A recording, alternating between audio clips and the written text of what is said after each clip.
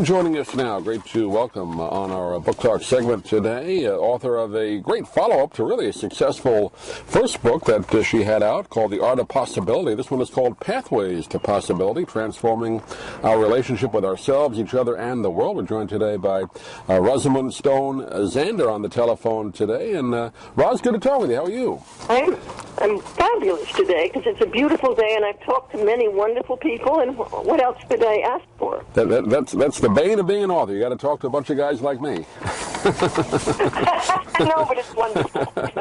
Well, we enjoy having different authors on, and great to have you with us today. Now, you're based up in the Boston area, right? New England? Yep, I'm in Cambridge, Mass., in the most opinionated zip code in the United States.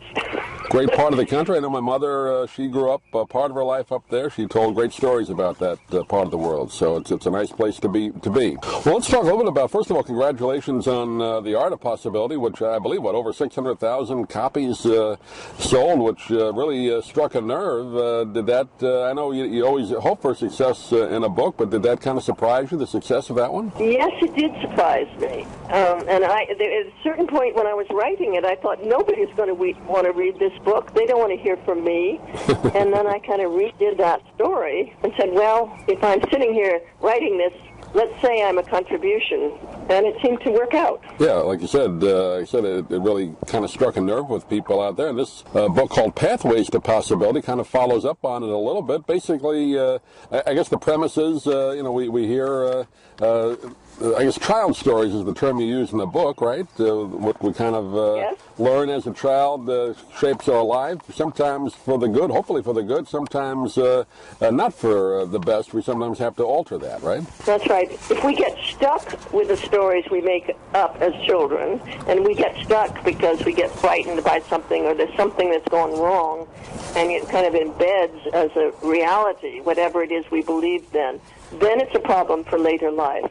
If it's just a fluid, easy go, then the stories we make up as children will change naturally as we mature. It seems, and it's sad to say sometimes, where people get off the track, something that happens in their childhood usually seems to be the beginning of a lot of that tough life later on. So it's very important as a child to have that be on the right track. Exactly. We'll talk a little bit about how you put this book together. I had a chance to read through it, but I don't want to give too much away, but kind of give your thought process when you decided to do the follow-up to the previous book. What were you trying to do? Well, for 7 years or so, I would say almost 8 years, I thought there's no other book to write. I arrogantly thought I'd covered the waterfront in The Art of Possibility.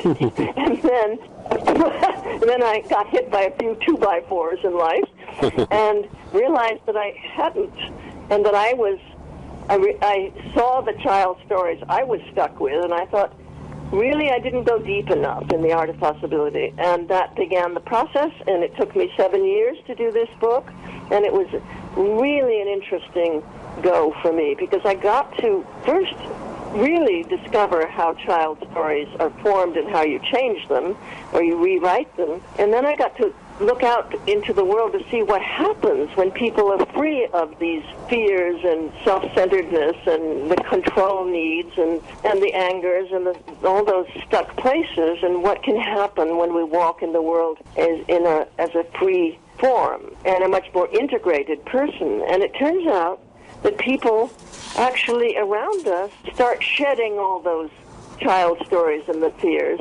and step up with us.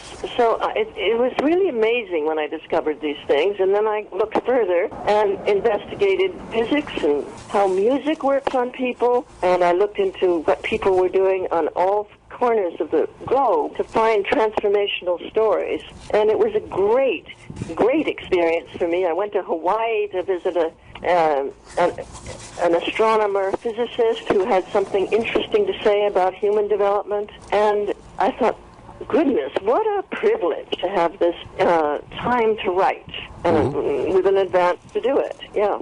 I know you talk about in the book, you went to a place up near where you live, or it's really almost out in the middle of nowhere, right? So you could have that kind of solitude, and I guess like most people who do writing, and myself included at times, you thought you had writer's block, but that kind of opened it up for you, right, being up in that place?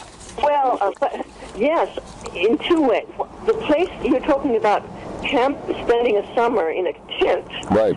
Writing that first book. And what that showed me was what it is to be, I got to look at what it is to be human, because I wasn't with any human beings, but I was with, the trees and the animals. And I began to shift my identity over to those connections, and it really had an amazing effect on me. I did not feel proprietary. I didn't feel that I had to own anything. It did actually change my consciousness to do that, and I recommend it to anybody who wants to have that experience. The changing of the writer's block story is a story about how I went to a cabin and would spend 3 days a week working on this new book, and I was all geared to do that, and then found that I didn't want to do it, that my body kept taking me away. I would go on walks, I would go to the refrigerator, anything rather than sit down at that computer. And then I began to think, oh my goodness, I've got a writer's block, this is a problem. Of course, a problem is only something you say it is, or you say you have. So I was saying that. And eventually I was smart enough to look at the story I was telling myself instead of to look at the computer and what I wasn't doing. And the story I was telling myself is that writing is sitting down and punching the keys down on the computer. I'm not sure they're called keys, but anyway. And I changed that story to writing is anything I do at this cabin. And so it was only 3 days a week. I wouldn't have been able to do that if it had been full-time. But 3 days a week I could say everything I do in the cabin is writing. Walking is writing.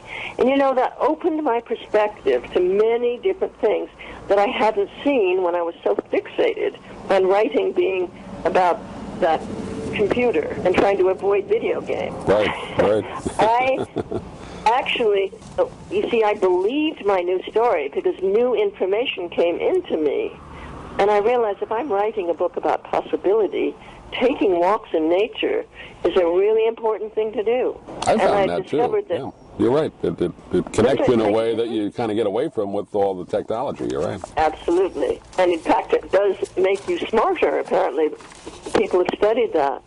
You take a walk outside, you come back smarter than if you, especially, you compare that to watching nature on a television. It doesn't make you smarter, but walking outdoors does.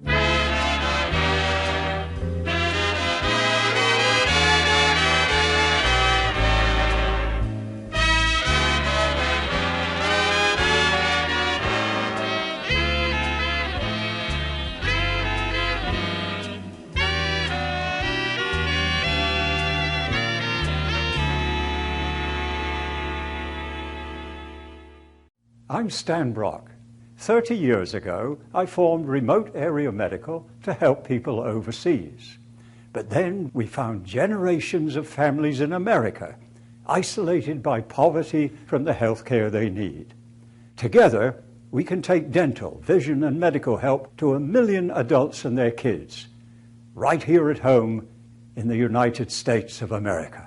If you'd like to order the book we're talking about, please go to DougMilesMedia.com and enter the author's name in the Amazon search box. Thank you for listening. Please come back soon for more conversations here at DougMilesMedia.com. This has been a presentation of Doug Miles Media, all rights reserved. You can listen to or download previous programs at iTunes, Stitcher.com, or Doug Miles Media.